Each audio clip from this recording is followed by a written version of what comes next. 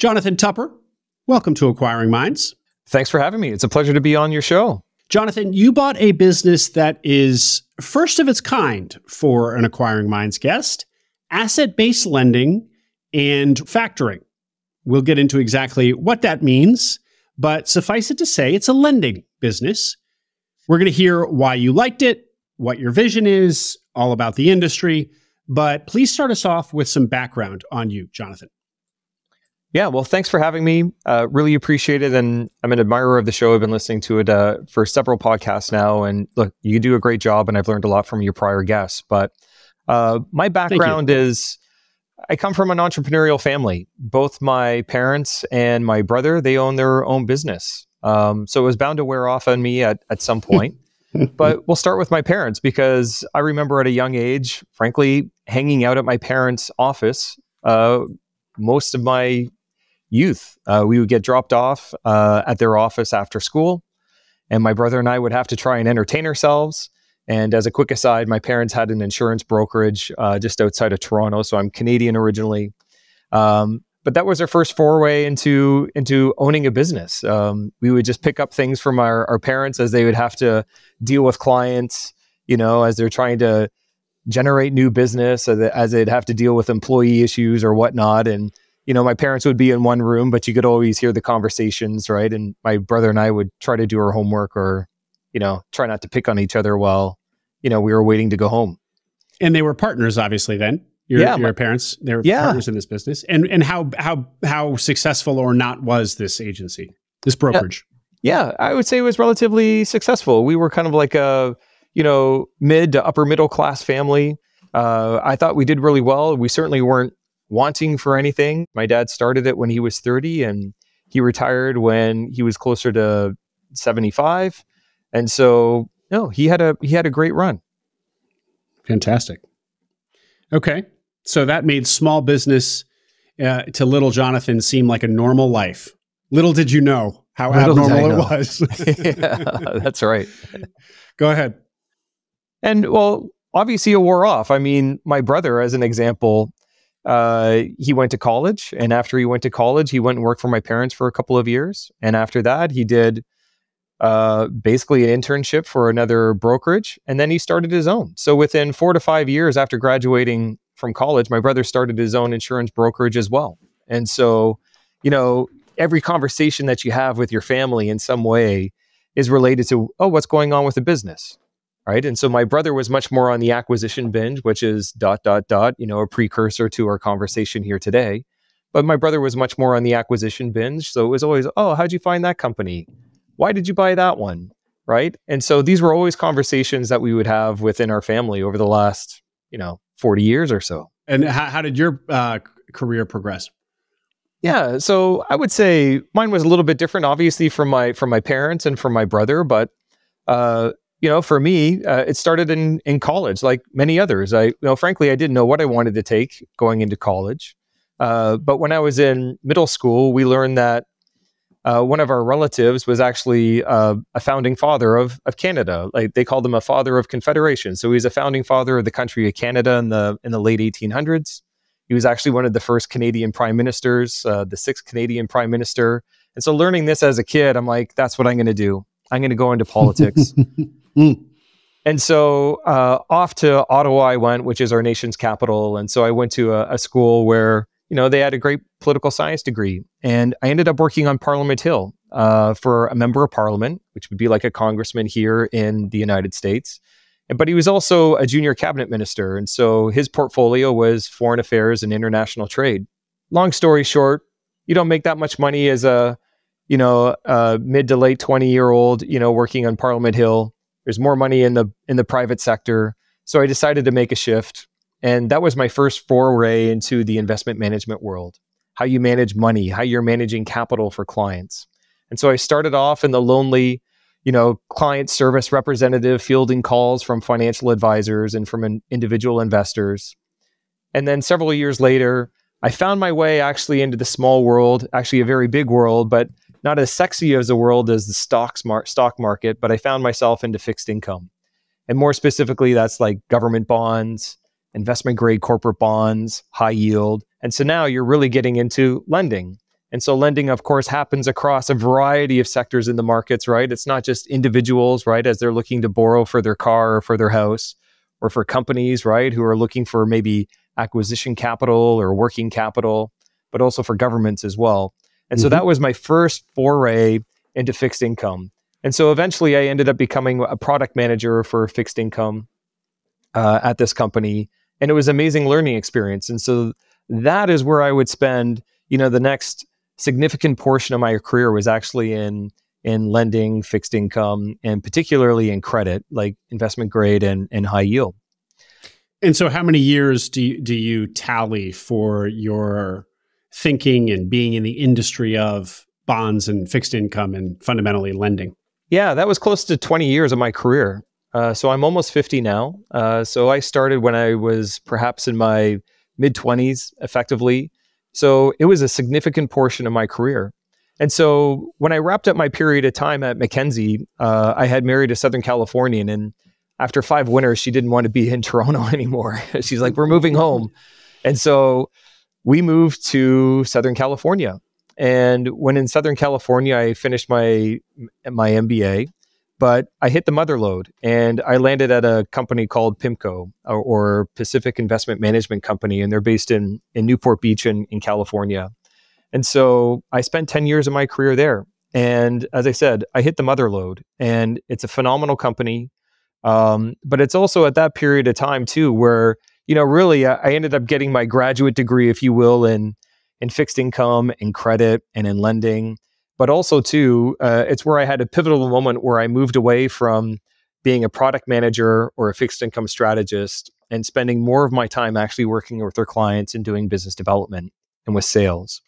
And it was also a really, really formative period in my life, but also because there was so much that was going on. This was around the global financial crisis. So I interned at PIMCO in 2009, where the country was in the throes of the GFC. The housing market was in turmoil. The equity markets were in turmoil. There was just a lot that was going on. And I learned so much. I loved my time there that I ended up getting hired there in 2010. And so the biggest thing that I took away from my time at PIMCO there, and of course, all this is leading up to a precursor that I'm doing now, but you want to be a liquidity provider. In periods of stress, you need to be a liquidity provider. You need to be able to provide capital when people need it most, whether it's people or a company. But in periods of stress, people are always looking for some form of liquidity. And ultimately, like when you think about what we do today, that's essentially what we do. We provide a form of liquidity for small and medium-sized businesses. And while our company is mostly focused in Texas, but we provide a very, very critical role in that. Take us up to your decision now to get on, follow the Tupper family tradition of becoming an entrepreneur. Well, the short answer is I hit a crossroads in my career. So after PIMCO, I had stayed in the investment management industry for a few years.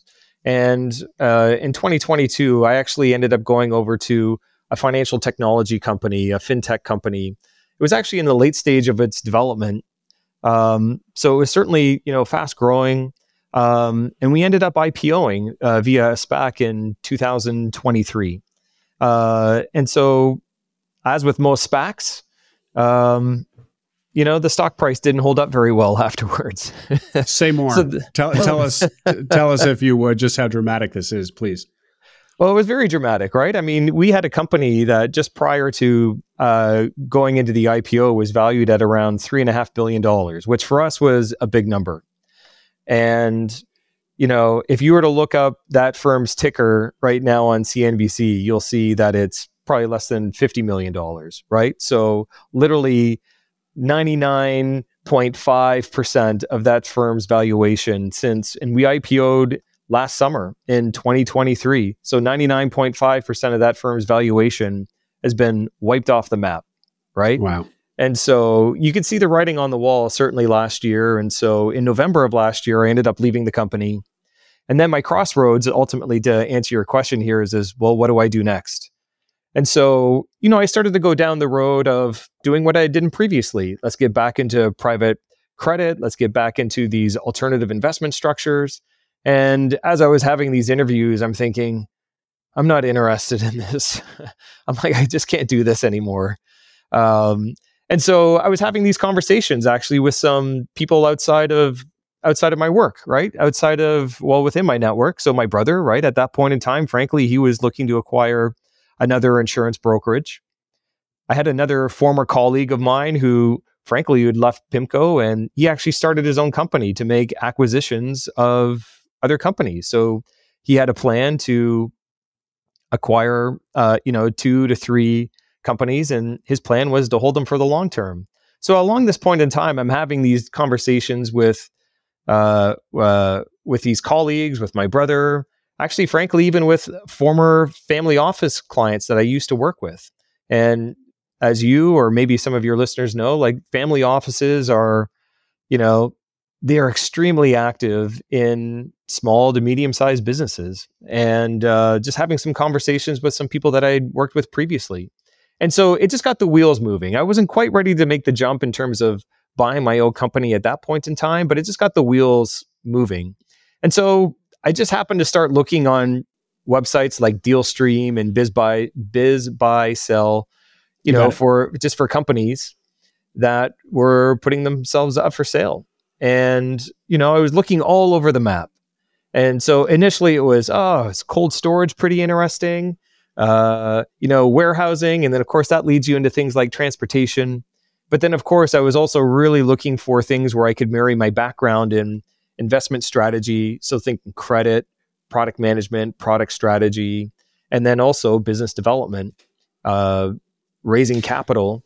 And so, Jonathan, let me stop you there. So, you were not exposed to the world as we know it, ETA, entrepreneurship through acquisition, quote unquote. You just learned about buying businesses, or you were. I mean, as somebody from a financial background, it was probably not a foreign concept, but the idea that you would entrepreneurially buy businesses, you were mostly exposed to this via your brother, via this other friend, colleague of yours. Yeah. And it seemed appealing. You have subsequently read the books, listened to the pods, I guess.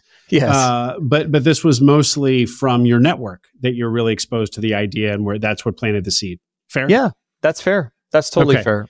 And can you give us a picture of, you said you're approaching 50 now. How old, and this was just last year. So this is a recent acquisition. So you're approaching 50 then too. Can you give us a picture of kind of your balance sheet, what you had to work with, what the parameters of your search were? Oh, parameters of the search? Yeah. Frankly, they were really, really broad. I wasn't necessarily looking for something in my backyard, let's say in Southern California. I was open to looking at businesses within, a major, I'll call it like a major center, right? As long as there was some form of, really the only kind of criteria I had is the cities had to have some kind of population growth, which seems silly to say in hindsight, given you're in the financing, industry. But look, I wanted to have some kind of population growth. I wanted a company that, perhaps had headline revenues of at least $1.5 million. And that could have gone up to, anywhere from $4 to $5 million. Wanted, companies that would have had like a net earnings of roughly around $500,000. And so that was really kind of like the very vague, kind of moments that I was looking for in a particular company. And did you expect to use an SBA loan to acquire? Well, initially I had considered that, but of course, when you get into companies like asset-based lending, they're not covered by the SBA. So that changed my tack pretty quickly. So then it was more about, okay, how much more of my own personal capital am I going to have to be able to put in? And then also, who else can I raise some capital from? And so at that point in time, I'd actually considered, again, given my background, working with some small private credit companies. Because right now, not just right now, but for the last few years, one of the largest areas for raising capital within the private alternatives industry was actually in private debt, private credit, and this little area called specialty finance. And specialty finance would include things like, think auto loans, credit cards, receivables, account receivables. And so people would buy pools of these types of structures, mainly because they give you a very attractive yield relative to what you'd be able to buy in the treasury market or even in the investment grade credit market or, other more traditional forms of fixed income. And so I had initially thought about approaching a private credit firm to join me as a partner. And unfortunately, it fell through.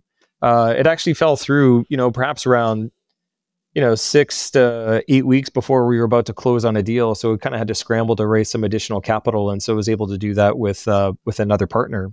But that was the general parameter for falling into this asset-based lending and this factoring company.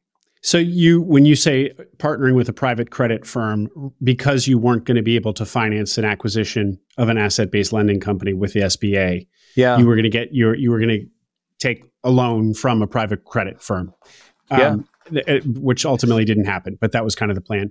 Now, it was more of like an ownership structure. Actually, they would have been a 50% owner, so it wouldn't have been so much an own. They would have had 50% equity. I would have had 50% equity. But also, more importantly, what they would have been able to do is they would have been able to fund future purchases of receivables for the company. And then they would have been able to pool those within their own investment vehicle, which is actually, it basically would have been a source of origination for them. And then that way they could source new deals for their investors. And more importantly, they would be able to, get the yield, right, or the distribution that they're trying to target for their investors too. Mm-hmm. So tell us about the search. How did you find the business that you did? Did you go through any others before you bought this one? There was one that I had come across that was up in Chicago, and it was actually more of a traditional asset-based lending equipment finance company that was up in Chicago, I believe.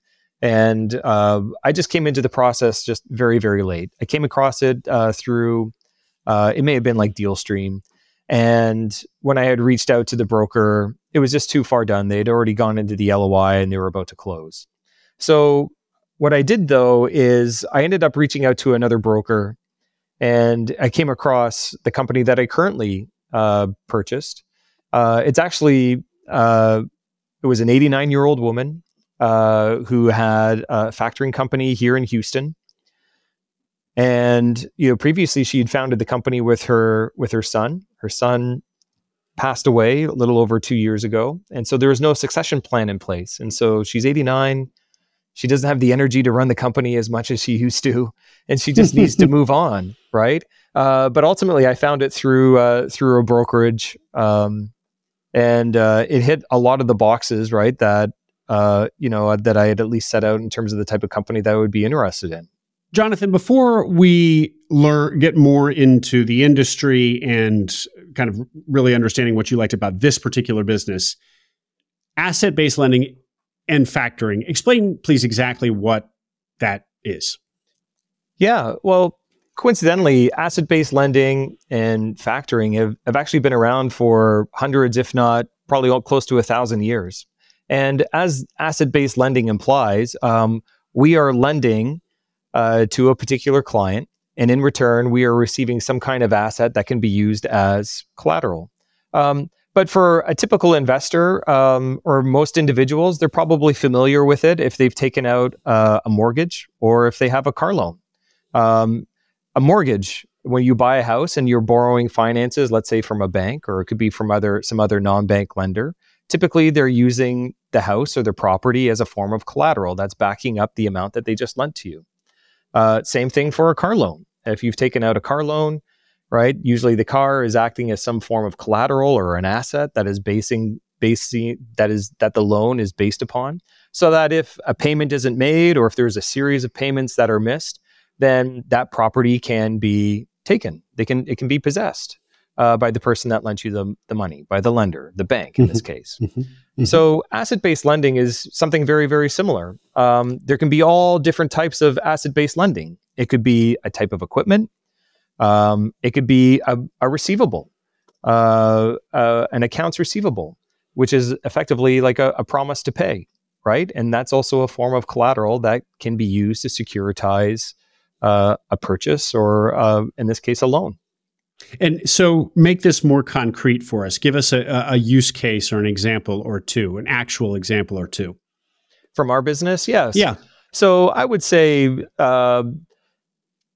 work with a lot of truckers. Almost 80 to 85% of our clients are in trucking or logistics related industries.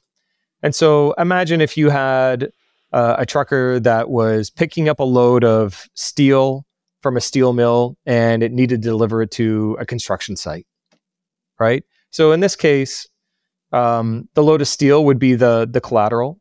Potentially could be the collateral, but more importantly, when the trucker drops off that load of steel to, let's say, that construction site, he's usually getting paid by a carrier, right? Perhaps he's getting paid by a construction company, whoever happened to pay the carrier or that trucker.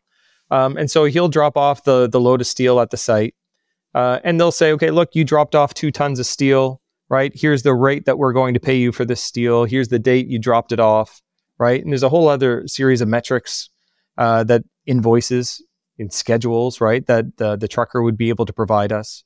But in this particular case, and let's say that construction company says to the trucker, we're going to pay you within 45 days or 60 days or whatever the time frame may happen to be. But that trucker needs to pay the driver. They need to pay for insurance. They need to pay for maintenance on the truck. They got to put diesel in the truck. And so he doesn't necessarily have 45 to 60 days to wait for payment from the construction company in this particular case, in this example. So what he will do with us is he essentially sells us that receivable, right? That load of steel that the payment, the promise to pay from the construction company, he will sell that to us, and we will advance him, let's say 90% of that amount of the price of the steel or the cost of that load, to help him meet his cash flow needs in the short term. And then we'll charge him an interest rate until we get paid by the general contractor. And then when the general contractor pays us back, then the 10% that we didn't advance to him at the very beginning, the trucker will receive that at the end when we receive payment in full. So frankly, the receivables can be on any type of asset. It could be soccer balls that are dropped off at an Amazon warehouse. It could be a load of steel. It could be, a truckload full of cars. It could be anything. In this particular case for trucking, just think of anything that you see, in the supply chain, right? As you're driving, down any highway. So the receivables Jonathan, could be varied. And the use case you just gave, is that a trucking company that only does this in a pinch, or is that what they routinely will come to somebody like you to do this? Yeah, it's quite common for them to come to someone like us. Again, mainly because not all trucking companies have, I would say, the financial cushion, right, to wait 40 days, 60 days, or whatever the term may be. And so, again, you just have these cash flow gaps that you need to fill for whatever reason. And they can happen for any variety of reason. Again, think of some of the conversations you've had with guests. Yeah. I need to make payroll, right? Yeah. And so we can be just another flexible form of working capital for a business owner. Great. Okay. Very helpful. And what is factoring? So factoring is basically a form of asset-based lending. Asset-based lending, you could think of it as more of like a banking relationship, right? I go to a bank, I need capital to, fund my, next phase of growth within my company. So I go to a bank, I get a revolving line of credit that I'm able to tap. And it's more of a formal banking lending relationship, right? Factoring is more of a non-banking relationship. So we are a non-bank factor, which means instead of lending you the money, technically what we're doing is we are buying the receivable from you, and then we sell it back to you at the end of the contract. But the terms of the payment are very much like a lending relationship. So there's a lot of similarities. There's a lot of overlap between factoring and asset-based lending. But to simplify, one is basically with a bank or a formal banking type structure, and the other is a non-bank type structure. And so the example you gave with the trucker, that was an example of factoring. That's an example of factoring, yes. It could also be an example of an asset-based loan too, just depending on the channel that you go to, right? And so what you'll find is companies are always looking for flexibility, right? So you may have, let's say, a trucking company who has a lot of debt on their balance sheet, and maybe they can't go and take an additional line of credit from a bank, right? Because maybe it will trip some covenants, right? Maybe there are some other restrictions that are imposed upon the company that it can't borrow anymore, right? Maybe it's really going to amplify their debt equity ratio or what have you, right? And so sometimes what they'll do is they will use a non-bank entity, like a factor, in order to help get essentially, as I said earlier, a flexible working capital facility that works for them. Great. This is really educational, Jonathan. And so you mentioned 100 clients, that the business you bought has 100 clients. So is that to say that there's a lot of reoccurring business here, that you're working with a same pool of folks, or give or take, but a lot of the same folks over and over? Yeah, that's one thing that actually attracted me to the business to begin with is our company does have great customer experience. Usually in factoring, most clients aren't with you for 10 to 15 years, if not longer. And our company's been around for a little over 30 years. And so we have a huge number. I won't give you the exact percentage, right? But a large proportion of our client base has been with us for 10 years plus. And in factoring, that's pretty rare. Usually they're with you for a year to 2 years, a couple of years at the most, and they're moving on to the next factor. So the fact that we've been able to retain clients as well as we have really says something to the process and the people we have here. Jonathan, how do you gauge the quality of a factoring business, or the fact that you have these long-term clients? What do you attribute that success to? And the reason I ask is because it would seem like, from what little I know about this industry, that you're providing a commodity, capital. So, you would just be competing based on interest rates and, favorability, based on terms that you're offering to your customers. Mm-hmm. How else do you differentiate, or do you differentiate on anything other than that? Yeah, well, price is always important, right? It doesn't matter if you're a consumer or if you're a business, right? You're always looking for a deal. You're always looking for a price, and certainly for a cost structure that makes sense for you personally or for your business, right? So let's be honest, price always matters. So we do have to be able to compete on price. But of course, where we can also compete upon is expertise, right? And the connectivity that we may be able to provide you. So let's say, as an example, we had a client that ran into some tax issues, several years ago. So just being able to connect them with the appropriate tax advisor to help them sort out their tax issues. That's one thing. Perhaps since we were touched on trucking, for the last couple of years, trucking has actually gone through somewhat of a recession. Certainly as they've been recovering, if you will, from the disruptions within the supply chain. So truckers have had a variety of headwinds that they've been confronted with, and of course, even more recently is inflation. So if you think of inflation in insurance, fuel costs, employment costs, right? It costs a lot just find drivers, right? It's difficult to find drivers. So being able to connect people with, let's say, a job board, right? A load board, where I'm able to pick up a load of steel, within the area that I'm able to work. Where am I able to, find someone that can maybe help me with, insurance premiums or something of that nature, right? So that connectivity is also exceptionally important. And so, yes, being able to compete on price, you have to be able to do, but it also goes far beyond that as well. Because as I said, think of all the difficulties that any other business owner is going to face with. And so, in some ways, you're also a trusted advisor, if I can use that term, right? Mm-hmm. In being able to steer your clients in directions that can help them grow their business. Let's return to the story and to why you liked this particular business. So this is, for one thing, this is a big industry. So while people listening, I wasn't super familiar with it, how it works, it's actually a giant fragmented industry, correct? Yes. And frankly, that's one reason why I was really attracted to the industry. And again, it's an industry. It's those types of characteristics and features are something that I'm familiar with. I'm comfortable with. So take two steps back. I came from the investment management world, right? Where just even in the United States, that is a multi-trillion-dollar industry. So even things like when we talked earlier about high yield bonds, that's a $1 trillion market. You talk about private credit, that's a $1 trillion market, more than a $1 trillion market. And so factoring as well is a massive industry on a similar scale. It is very fragmented.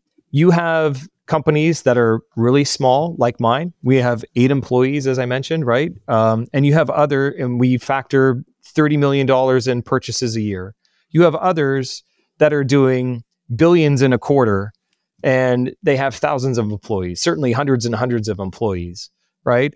And also, too, as I mentioned earlier, just like many other industries, right? You do have like this shift in demographics, right? Where you do have owners that are looking at what the next step is for them. How am I going to retire? How am I going to transition my business? Am I going to transition to a family member?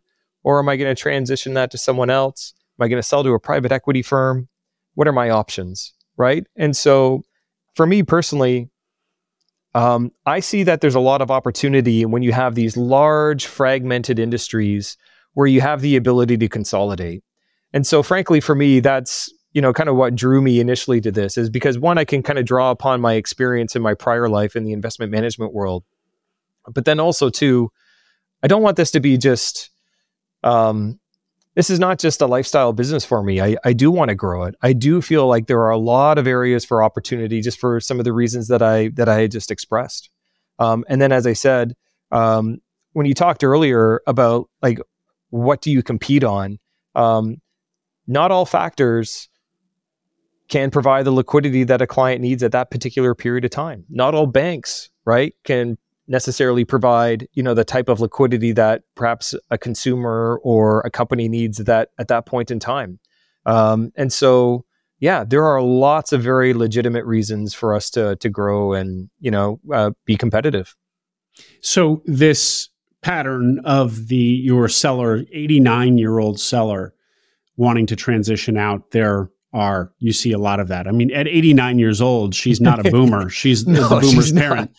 Yeah. No, but you get the idea, right? The demographic shift, right? And look, that's not unique to factoring, right? You see that across the landscape and every industry. So while the industry is certainly becoming much more competitive, and while you are seeing, more, I'll say, institutionalized players like private equity and private credit firms and banks, that banks have been in this space for a long time because it's very, very complementary to their business. Yeah. But as I said, for banks, let's say as an example, they're also under much more regulatory scrutiny than they were, 10, 15 years ago. And so they've had to pull back, in terms of what businesses they really want to participate in. And so because of those regulatory requirements, right? Yes, there are some opportunities for factoring, right? To participate where banks used to be, but perhaps aren't as active as what they used to. Gotcha. So it is something where you and banks are sometimes competing to deliver your services. Yeah, absolutely. Now, for us, because we're a small company, they may go and they may look at, contracts where you're factoring, let's say $5 million and above in the course of a year. $5 million for us would be, a large client. And so, if we're able to find clients in around 2.5, 3 million, right? And on down, that would be a great client for us. But perhaps for a larger banking institution, frankly, it's not worth their time. Yep. Okay. Well, so let's now return to the business. Tell us, if you would, bullet points on the business. You've shared that the 89-year-old seller, 8 employees. What more can you tell us to give us a picture here? Yeah, it's also been really, really regional. So even though we're based just north of Houston in a town called Humble, Texas, the vast majority of our clients are basically in the Houston area, Austin, and San Antonio. And so the company has really only lived in that area. And so, as I said earlier, for me, it's not a lifestyle business, but for the prior owner, it was more of a lifestyle business.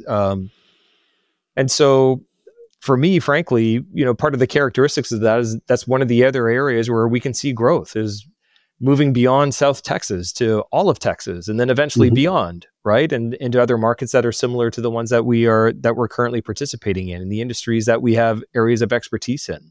But yeah, I would say that. So small, 30 million a year, 1.5 million revenue, only 100 clients. We need to build that up, obviously. But the other thing that I think is also really, really attractive about this business is our investor base. And so I mentioned a little bit earlier, all of these financial service related industries, they're mostly really, really geared around how much capital are you able to raise. Whether you do that through a lending structure or if you go find an equity partner, ultimately it's your ability to raise capital. And so our founder, she was able to raise a few $1 million from effectively family and friends. But what made it really attractive is the interest rate at which she was borrowing at. It's 6.5%. And I don't care where you go, you can't borrow at 6.5%. Most companies are not able to borrow at 6.5%. Microsoft could, right?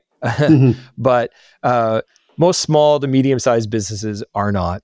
And so even if I go and raise additional capital afterwards, and of course that's going to be at a higher rate than 6.5%, this really helps me from a competitive standpoint because my average cost of capital is going to be, it's going to be meaningful. It's going to be very competitive, right? It's going to give me a head start. Isn't it?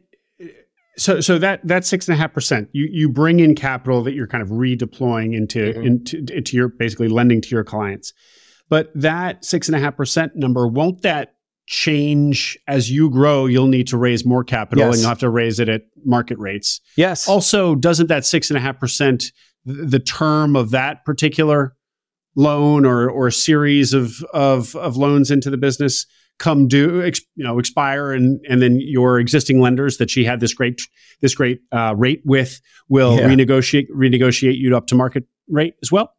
Yeah. So the prior owner, in terms of her investor notes, she had them structured where there really wasn't a maturity date. So technically they could mature at any point in time based on the investor's discretion, but they automatically renew annually.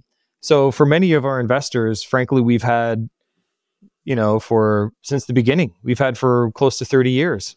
So we've been really, really fortunate in that sense. And you're absolutely right, Will. Like, we are not going to be able to maintain that 6.5%, forever and ever and ever and ever. We'd love to, right? But as we grow, we will require some additional capital. We'll have to raise some additional capital, and then, of course, yes, that's going to cause our weighted average cost of capital to drift up here over time.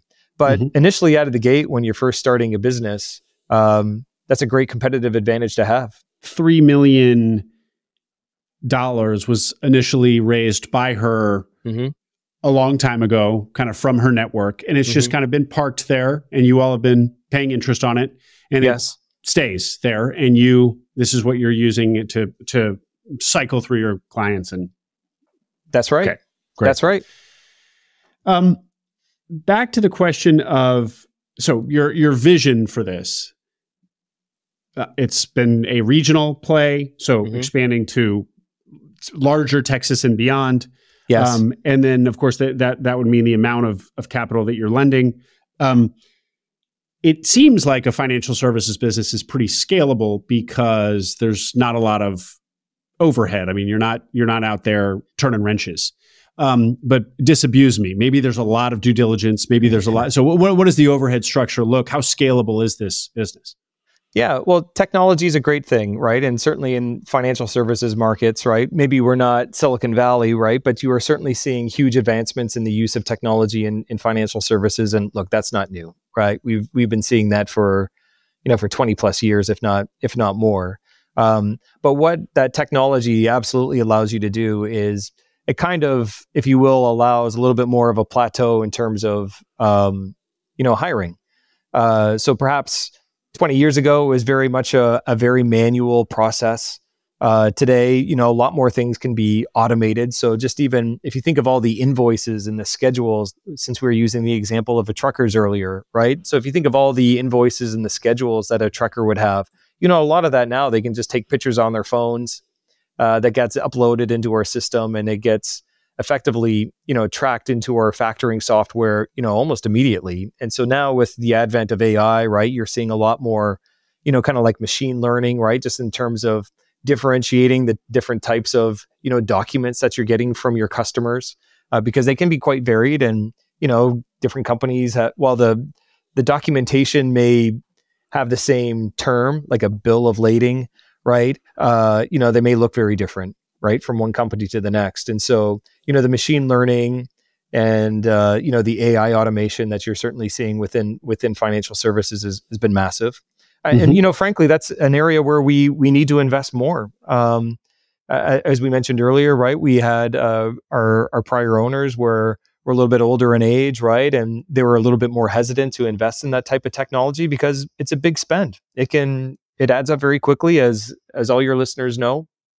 But that is an area where we are looking at, deploying a little bit more capital to make the company even more automated, right? Make us a little bit more efficient and, set us up for the next phase of growth.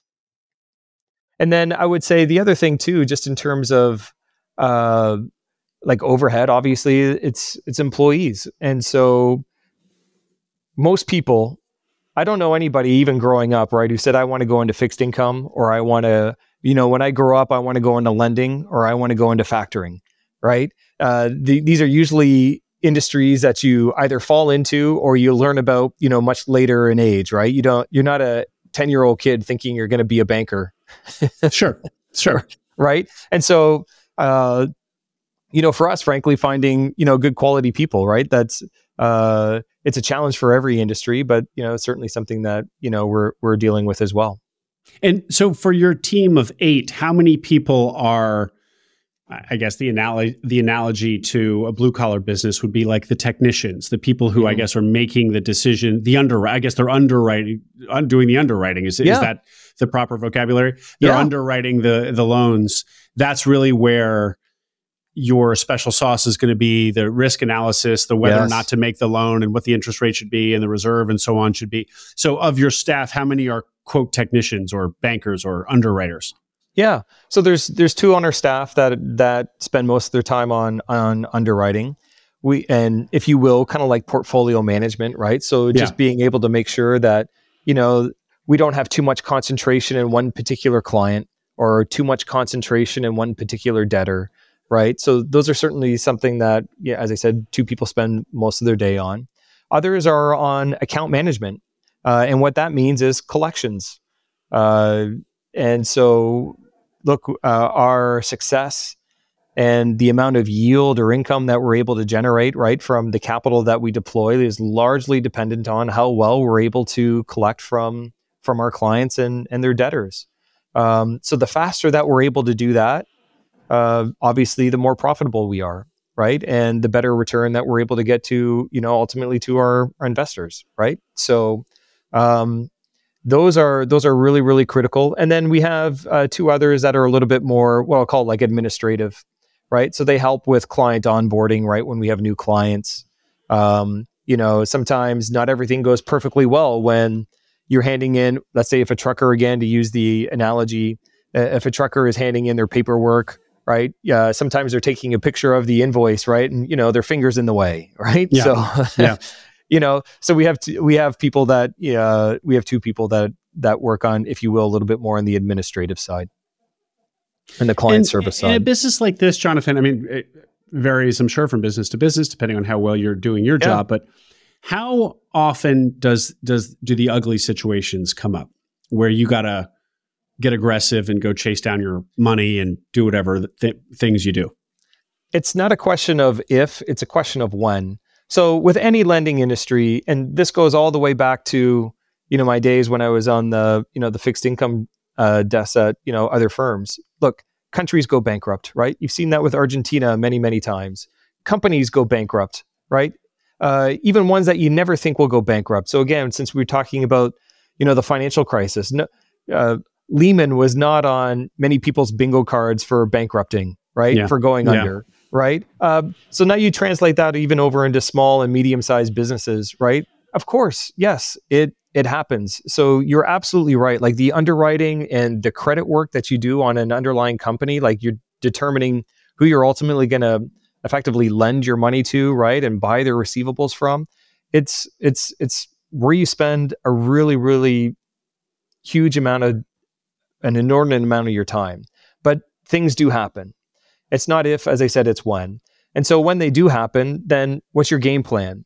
What's your exit plan? How are you able to collect, right? Or at least minimize, the damage that could be done to your revenues, right? And so there's a lot of things that you can do. And so some of it is just monitoring. It could be everything from, we mentioned earlier, right? We had a client that had, some tax issues, right? So, there are technologies that allow you to monitor, a particular company's tax returns with the IRS. Are they making payments? Are they making payroll, payments? Things along those lines, right? Payroll tax payments, things along those lines. You can monitor things like that.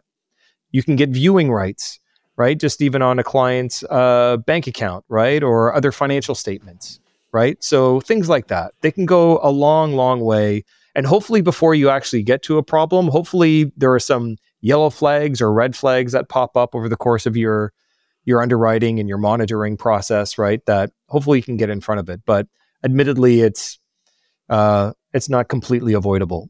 Yep.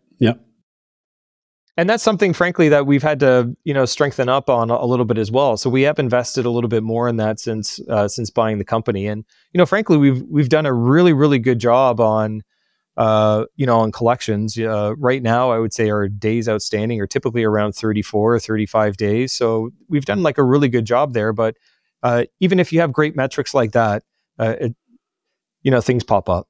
Yeah. So you had mentioned that you couldn't get an SBA loan to buy a business like this. So take us back to the transaction now, the terms. How did you, how much did you buy the business for? What does that look like? Yeah. So we did it as a stock sale, just from the 40,000 foot level. We structured it as a stock sale. The main reason is because there's not a lot of tangible assets within the company. And then also too, I really wanted to be able to lock in our investor and our client base. And at least according to my legal representation, a stock sale would have been the optimal way to do that. And so even though we may not have benefited as much from a cost basis, at least you'd be able to retain your clients and the investors, which I know we'll probably touch on this a little bit more later, but those to me were like paramount. Because as I said earlier, if you can retain that average cost of capital as much as you possibly can, that's a big competitive advantage. And even though we have 100 clients who we'd like to grow it, those clients many of them are longtime clients to our company. And so we wanted to be able to retain them as well, as opposed to having to renegotiate with them if we had done it through more of an asset sale. So we did it as an asset sale for those reasons. A stock sale. Yeah, stock sale, excuse me, as opposed to an asset sale. Yes, thanks for correcting me on that. And then we'll touch on like metrics here a little bit, right? So just like if you are, if you're looking at purchasing a company, right, there's all these different types of metrics, right? And so of course, yes, we look at multiples on EBITDA, we look at price earnings, and we'll touch on those too. But there's also another one that'll introduce to you and to the audience, and that's called net funds employed. And so what that ultimately means is we touched earlier on how the prior owner had raised $3 million, right? And so that's the capital that's ultimately getting used for the purchase of receivables in our business. But you're not necessarily using the full $3 million, right? You need to hold some for reserves, for working capital, or for other purposes, right? And so for us, typically, in the industry, like a rule of thumb, right? It's not for every single company, but a general rule of thumb is you look at 85% net funds employed. So our investors have about $3 million that they invested in our company. If you have net funds employed of around 85%, that means what we're really using to purchase receivables is closer to $2.5 million. So 85% of 3 million. So roughly, $2.5 million, right? And so now if you take that $2.5 million,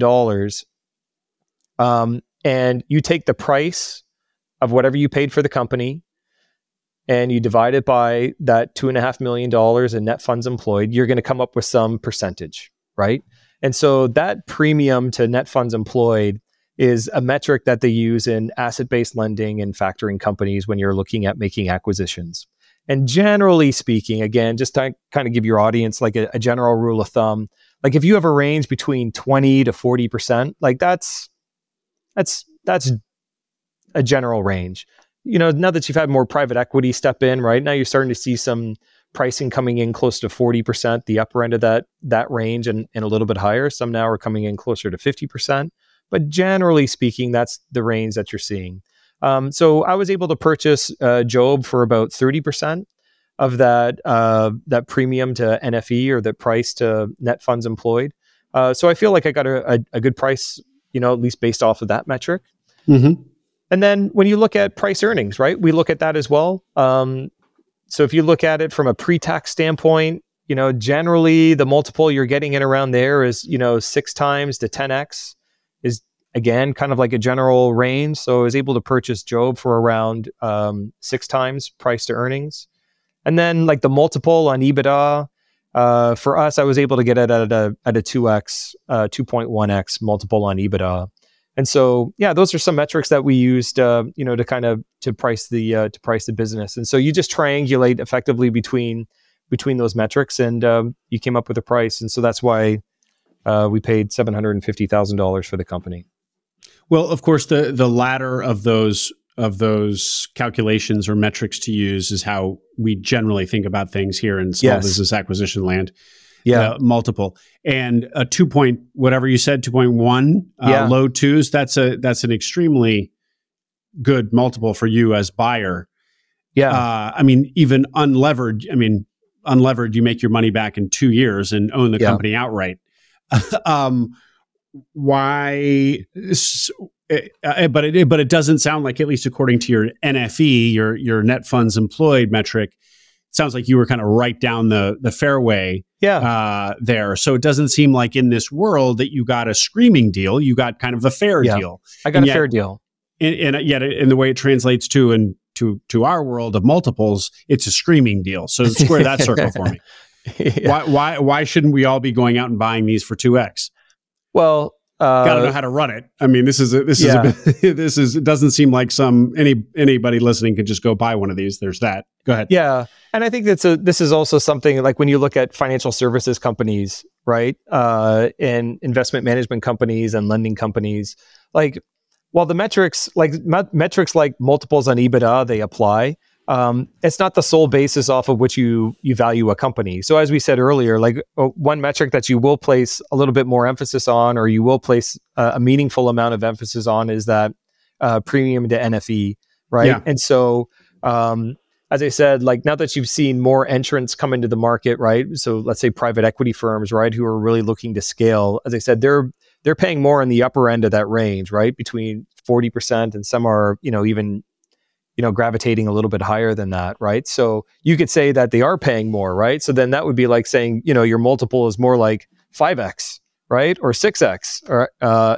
don't know how to make the direct, comparison, right? But it will be something similar to that, right? Yeah. And so you wouldn't necessarily say that's a screaming deal, right? No. And so, but you see private equity companies sometimes do that because one, they have capital to deploy, and frankly, they haven't been able to make distributions, right, to clients, right? And so over the last several years, right? And so they had the great fundraising campaign, 3-4 years ago. And then obviously we had, a little bit softer economic performance in the last, year and a half, 2 years, right? And so you really saw a deal flow begin to come off, right? And so if you have capital to deploy and your investors are expecting a particular required return and you're not making it, well, guess what you're going to do? You're going to pay up, right? And so you see that tend to get reflected a little bit more in the NFE, and of course, ultimately, you get reflected in that multiple on EBITDA in some way, shape, or form. But yeah, you'll again, generally, you'll tend to see those multiples be a little bit lower for financial service oriented companies, generally. Because I'm just sitting here wondering, kind of first principles, trying to look at this as first principles. Here you have a business that generates earnings, and you were able to buy it for 2 years worth of earnings. So whatever, metrics or KPIs the industry uses to assess a company. If you just look at it from a value investing perspective on how much cash it generates and how much you can buy that cash flow for, it seems like you'd be wanting to buy these all day long. Well, yeah, but there's trade-offs to everything, though. Remember, and so as I said, like we know that we're going to have a big technology spend on our hands coming up, right? Yep. So if we had, that's one reason why. Look, obviously the owner had a particular price in mind when she first listed it, and we were able to reduce that price over a series of negotiations, right? But that's part of it, right? Is we knew that there wasn't there was some working capital in the company. I don't want to say there was none, but there was some. But there was also some other things that we needed to capitalize. I'd say, like technology. We needed to do that where, as I said, we needed to be a little bit more efficient. We need to automate some more things, but that comes with a cost. And so given some of those things, we were able to get the price down a little bit more so. Okay. And then also too, just even, frankly, just even clients, right? There's always some uncertainty when there's a change of ownership as to how many clients you're ultimately really going to retain, and particularly when you are in a competitive environment. And again, that's not just unique to factoring, right? Or asset-based lending, right? That's across all industries, right? And so, those are some other reasons, right? Of course, the prior owner is not going to be able to guarantee that, you're going to have, we have 100 clients today, right? When you buy the business in, X number of weeks, that you're going to have 100 clients then. And so, as I said, just because you had some other uncertainties around clients, pricing, and, technology spend, working capital spend, we were able to get the price down a little bit more. Well, Jonathon, those are all those factors that you just gave are true in all these small businesses, which is why we pay 3 and 4x for them. But so we still, even with all of those things being true, it's going to require a new investment. There's going to be some loss of revenue in the transition. Still going to pay 3 or 4x, and yet in your case, you were significantly under that. So well done. But of course, I guess one thing to call out here is you didn't have the advantage of an SBA loan. So that means it was going to maybe be a little bit more, that was going to change the calculus. So talk to us about how you did buy it, because this is going to vary from how most of my American guests buy their businesses. Yeah. So about 70% of it was self-funded. So at full disclosure, when I initially went into this, I thought maybe at most I would put up 50%, right? Initially, we had explored a partnership with another entity. Unfortunately, it fell through, a few weeks before close. This was the private credit firm. Yeah, that's right. And admittedly, it was more like a discussion, and things that you learn, right? Of course, is you want to have as much down in writing as you possibly can, particularly with partners, right? And frankly, we didn't have a lot. It was more handshake deals, so to speak, right? And so, needless to say, it fell apart, right? And so then there's a little bit more of a mad scramble as you're kind of rushing towards close. Like, who else can you bring in? And so we explored a variety of different entities. Again, given my business development background on the investment management side, we had explored some partnerships with other family offices. But just given the timing, unfortunately, and plus this was in the summer, right? So now you're starting to confront vacation schedules and things of this sort. And so, long story short, I ended up actually working with my brother-in-law. And so my brother-in-law lives up in the Bay Area. He has a long, distinguished career in gaming and in social media, so to speak. And so he actually approached me and said, he'd like to consider being a partner. And so I got lucky. He ended up being a great partner. And so that's where I was able to get the other 30% of the capital from. Mm-hmm. And when you look out at, again, returning to your vision of this is not a lifestyle business for you, you're trying to grow something substantial here. Mm-hmm. Is that through inorganic acquisition? You've talked about the fragmentation of this industry, or organic, or little column A, little column B? It's going to be both. It'll be column A and column B. Look, one of the things that we do really need to, since we were talking about price a little bit earlier, right? We ever since the one of the co-founders passed away, that co-founder coincidentally was also the primary driver of growth and business development and sales. And so it's another reason for why we were able to, kind of grind the price down a little bit more. So it's just simply because they hadn't had like a real active business development pipeline. So that's a headwind that we do have to confront, right? Is sales and growth. And so we will have to invest pretty heavily. We are looking to invest, heavily in that, right? And so whether it's just expanding your network of centers of influence, right? But also too, that also means that we're also exploring inorganic growth metrics as well. So of course, yes, if there are other factoring companies that are for sale, of course, we would like to take a look at it. And then the other area too, potentially for growth, is we touched earlier in our conversation about asset-based lending, which is more of like a formal banking relationship, if you will, versus factoring, which is more of a non-banking relationship.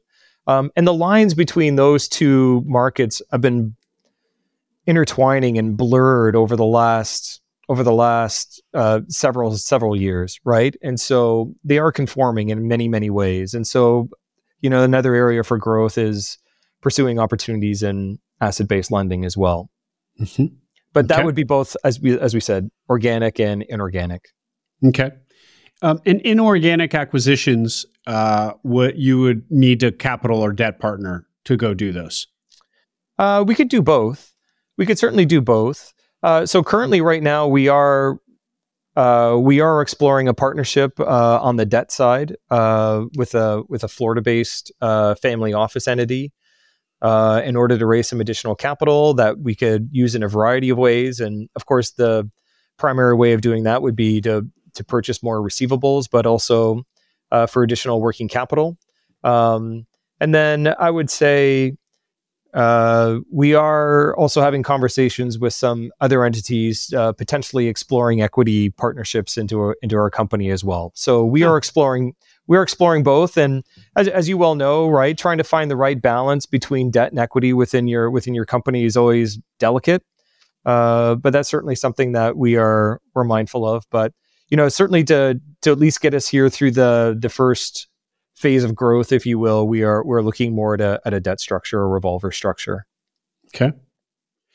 And this business being in Houston, earlier you mentioned your Southern Californian wife, mm-hmm. As I understand it, you live there still in Southern California. Yes. So are you doing this remotely? Are you back and forth? What does that look like? So right now I'm going back and forth. It's an easy flight from Orange County, John Wayne Airport into Houston. So I'm basically been making that trip every single week, sometimes from 3 to 5 days a week, depending on the week.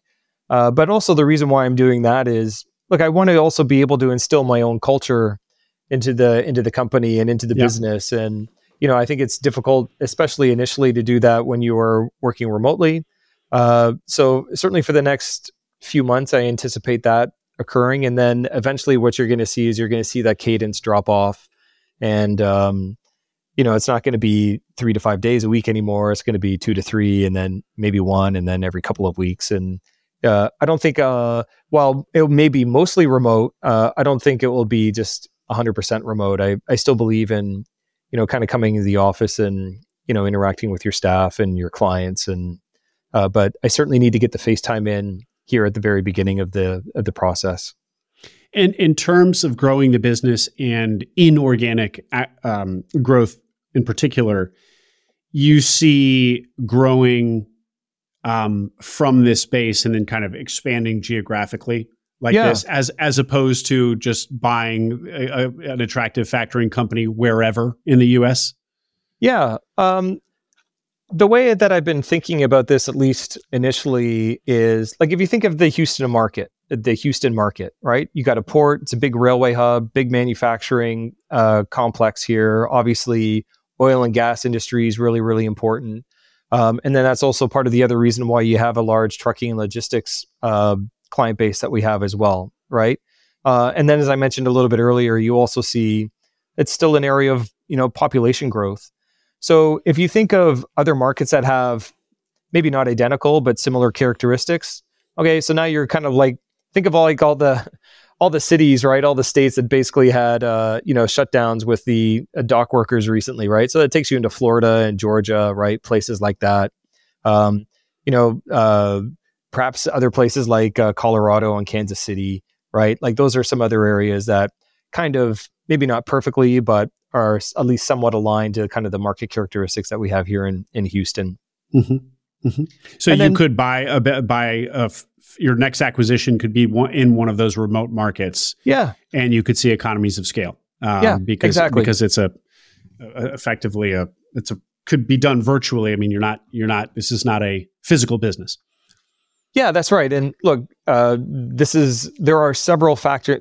factoring companies and asset-based lenders that do have a remote model, and it works very, very well. Okay. So there are certainly templates and that we can copy from in order to implement that type of a model. I think you were going to say something else. I interrupted. Oh, no, you're okay. Okay.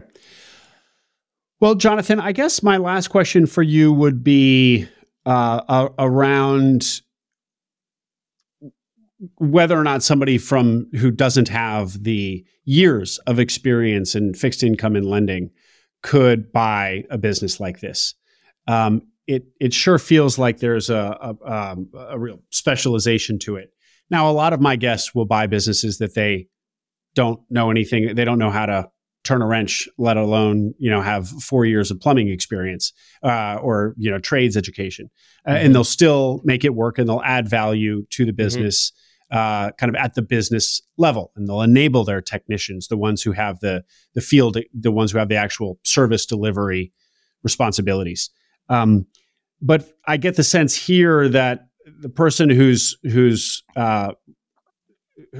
captaining the ship, you probably needs to have some experience. Correct me if I'm wrong. What would you say to the person listening to this who's intrigued by this industry, by this opportunity, but has never worked in fixed income?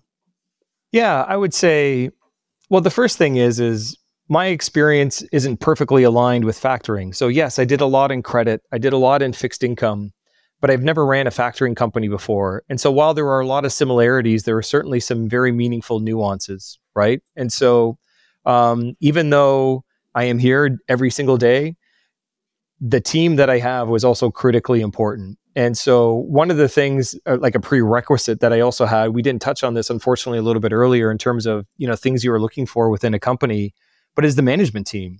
Yeah. And so I made that like abundantly clear, both to the owner and just even as we were going through our due diligence process and we were getting to the point where you're starting to interview staff. Like I was really, really keen on, okay, how much of this business can I put in your hands to run on a day-to-day basis? Yeah. And we have 3 people who are rock stars, like in my opinion.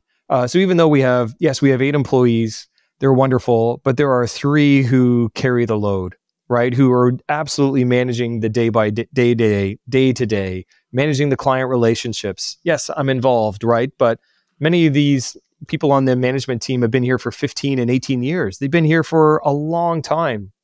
And so it was really, really important for me to retain them, right? Yeah. And so, look, I'd love to say it's all me, but it's not. The reality of it is that I rely on those 3 in that management team heavily. And so,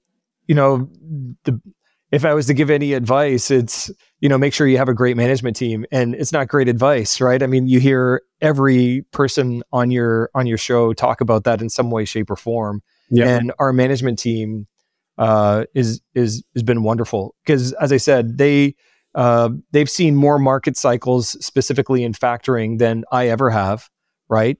So far in my career. And as of right now, like I'm learning just as much from them as they are from me. Mm-hmm. in terms of running this business. So is that to say if somebody were to find a business with a really strong management team and with decades in the business, that they could learn the factoring business even without a credit, debt, fixed income background? Yeah. No, absolutely. I think so, Okay. because Okay. at the end of the day, I think most people try to overcomplicate their business. And at the end of the day, what do? We lend, right, to small and medium-sized businesses, right, that have a short gap or a shortfall in their working capital needs, right? Again, whether it's payroll, whether it's, buying a new truck, whatever the case may be, right? We help with that working capital solution. But on the other side of the business, a lot of our costs are ultimately really fixed. Like, we can tell you for the next 12 months how much we're going to spend on this factoring software implementation, how much we got to spend on kind of this consulting service, right? Or this collection service, or this credit monitoring service, right? So a lot of the costs are relatively fixed. And so the real critical aspect of it is, can you raise capital? Yeah. And that's what ultimately fuels growth. Like, if you think of, to make, again, the analogy, right? Like, if you think of any major investment management firm, whether it's a BlackRock or a Blackstone, right? Or the PIMCOs of the world, right? How do they grow? Yes, a meaningful portion of that is what's the return that they gave to their investors. But even more meaningfully is, how much capital are you able to raise?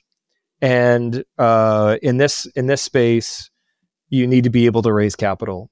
And so I feel like that's one area that I can bring that perhaps maybe the prior ownership team, I would say they didn't dedicate as much time to it as they probably did. They were very good when they raised it, right? And clearly the capital stayed with them for decades, which is amazing.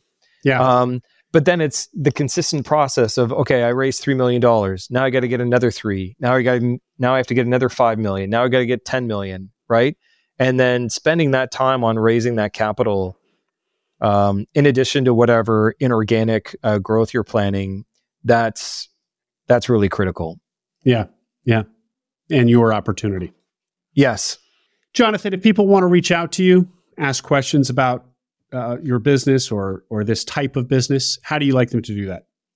Well, I think there's 2 ways that are really easy. Of course, you can look me up in LinkedIn. So both my personal and business emails are on my LinkedIn profile. And then, of course, if you just want to email me directly at jonathont@jsifactoring.com, you're more than welcome to reach out that way too. JSI Factoring. We never really got the name. Job or JSI Factoring. Yes, Job Services Inc. or JSI. I should have said it about 20 times. Clearly, I got to take take some PR classes. That's okay.